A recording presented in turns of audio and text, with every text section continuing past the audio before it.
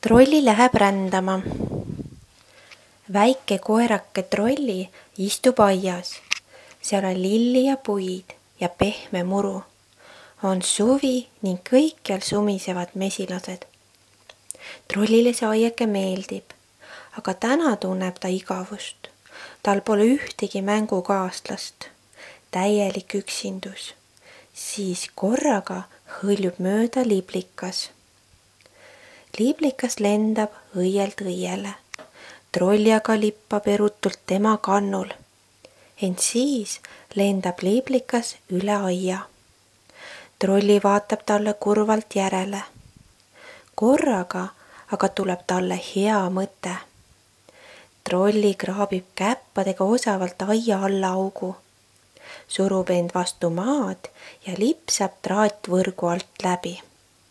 Ta raputab ennast mullast puhtaks ja jookseb liblika kannul edasi.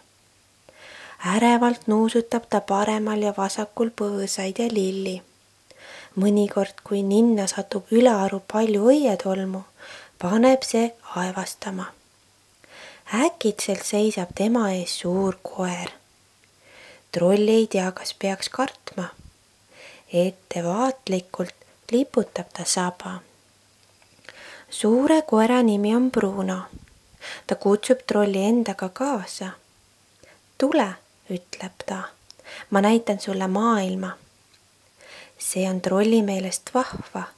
Ta jälgib üllatusega, kuidas Bruno teeb oma igapäevaseid harjutusi ja katsub järele teha. Kõige tähtsam on, et sa oleksid tugev ja suudaksid kiiresti joosta, õpetab Bruno. Kahjuks just neid omadusi trollil pole. Pealegi tahab trolli süüa. Bruno nii samuti.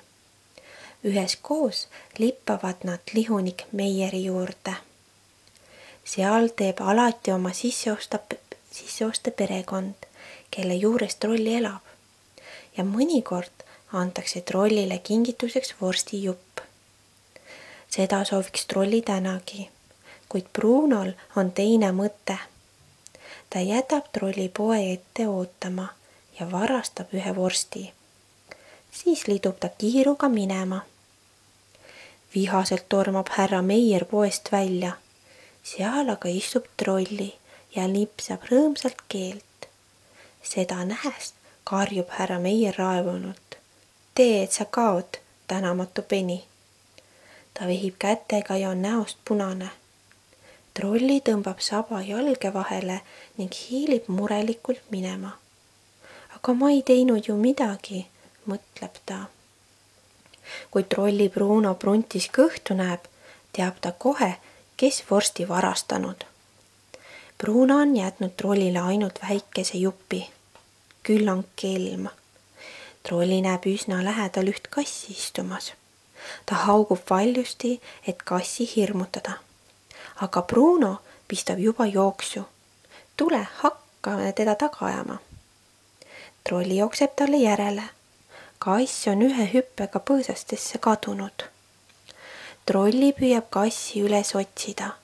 Kus ta küll olla võiks? Ai, mis see siis on? Kass on vaesel trollil koonust kinni haaranud ning koer saab tunda ta teravaid küüsi. Asjatult püüab ta kassi enda küljest lahti raputada.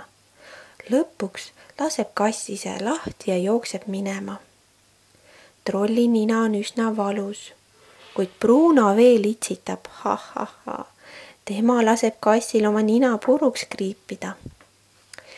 Viimaks saab Brunol naermisest isu täis ning ta tormab uuesti minema. Tule kaasa, trolli, ma näitan sulle midagi. Trolli pole kutsest vaimustuses, kuid siis saab uudishimu temast võitu ning ta lippab innukalt Bruno kannul. Nad jooksevad järjest kiiremini. Tolm kerkib üles ja kõrvad laperdavad tuules. Korraga teeb Bruno tohutu hüppe, karates üle oja. Trolli jõuab hädavaevu kinni püüdada. Ta vaatab vette, siis vastas kalda poole. Kas ta saab sellega hakkama? Kas ta jõuab hüpata üle oja? Bruno on seisma jäänud. kui hoogu võtta, siis on see päris lihtne, hüüab ta. trolli kõhkleb, aga ei taha ka taganeda. niisiis võtab ta hoogu, hüppab ja maandub vette. Ha-ha-ha, kuuleb Bruno naermas. trolli saab vihaseks. Päh, kähvab ta rohu sees seistes ja kasukat kuivaks raputades. see pole üldselt lõbus. Teisi ei tohi naerda sellepärast, et nad sinust endast väiksemad ja nõrgemad on. Bruno vaatab talle imestunult otsa. Siis lausub trolli. tead mis? nüüd näitan mina sulle midagi. tule kaasa. koos jooksevad nad väikese maja juurde, kus trolli elab. trolli lipsab väledalt traatvõrgu alt läbi aeda. Bruno katsub sama järele teha, aga ta on liiga suur ja paks. see on nii naljakas, et trolli on sunnitud naerma. trolli peremees jookseb välja ning ajab paksu Bruno minema. hüvasti, Bruno, hüüab trolli talle järele ning Bruno naerab. hüvasti, trolli. siis jookseb trolli maja juurde. terve perekond on juba ootamas teda, sest see on trolli kodu. kas see kuri koer ajas sind taga? küsib Toomas ja toob trollile vorsti. Laara paitab trollit ja surub ta kõvasti enda vastu. sa vaene koerake, ütleb ta. keegi ei riidle, kuigi trolli on aia alla augu kaevanud. järgmisel päeval mängivad Laara ja Toomas trolliga aias. Nad jooksevad temaga võidu, lasevad ennast taga ajada ja mängivad palli. trolli klähvib mõnu pärast. aia tagant jookseb mööda Bruno. noh, kas tuled täna ka kaasa? küsib ta. täna mitte, vastab trolli naerdes. täna ma jään parem koju.